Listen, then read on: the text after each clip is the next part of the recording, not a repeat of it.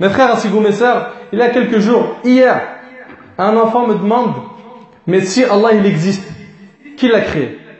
Cette question-là, si je la pose à tous ceux qui m'écoutent, je ne sais pas combien de personnes vont pouvoir répondre et convaincre cet enfant ou même un adulte ou une personne qui n'est pas musulmane.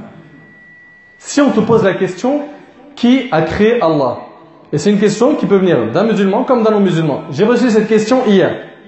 Hier, qu'est-ce que tu vas lui répondre? Tu vas lui dire non, Allah il n'a pas de créateur. Ok, très bien. Lui, c'est quelqu'un qui fonctionne avec la logique et peut-être qu'il n'est pas musulman. D'accord? Ou c'est un musulman qui a des doutes.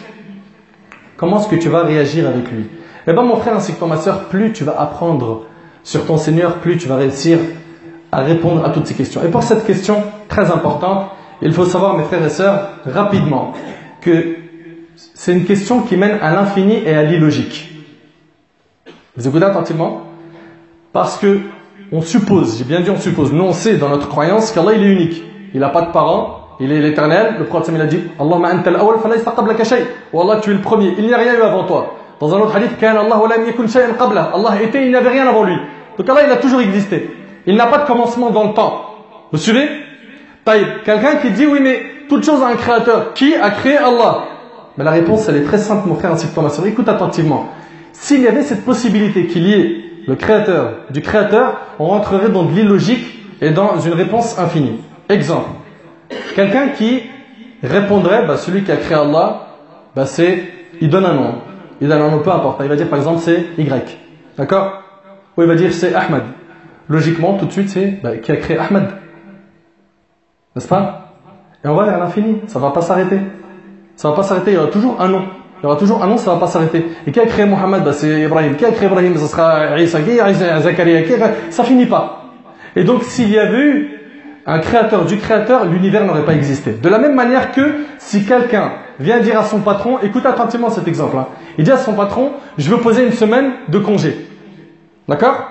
Et son patron, il lui dit, pas de problème, mais il faut que je voie avec mon supérieur. Il veut une semaine de congé. Son supérieur lui dit, pas de problème, mais il faut que je voie avec mon supérieur.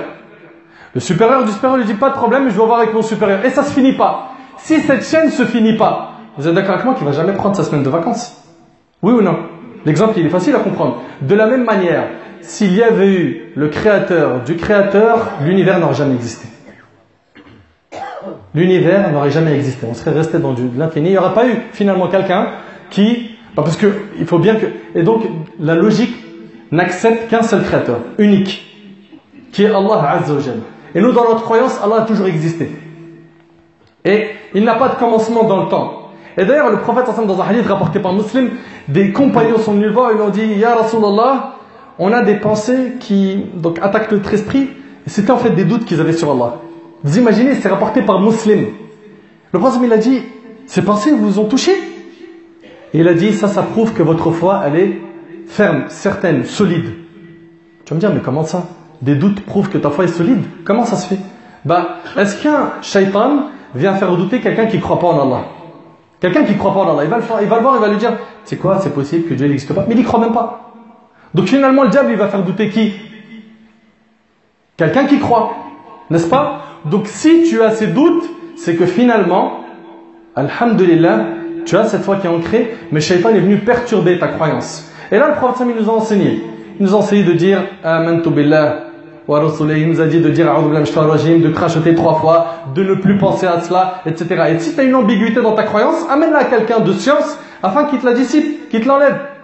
Tu as un bug, tu as un problème, quelque chose que tu n'as pas compris en islam. Amène ça à quelqu'un qui a la science et ça y est, c'est fini. Ce nuage, ce petit brouillard qu'il y avait sur ton cœur va partir et c'est bon. Tu retrouves la clarté de ta croyance et de ta foi.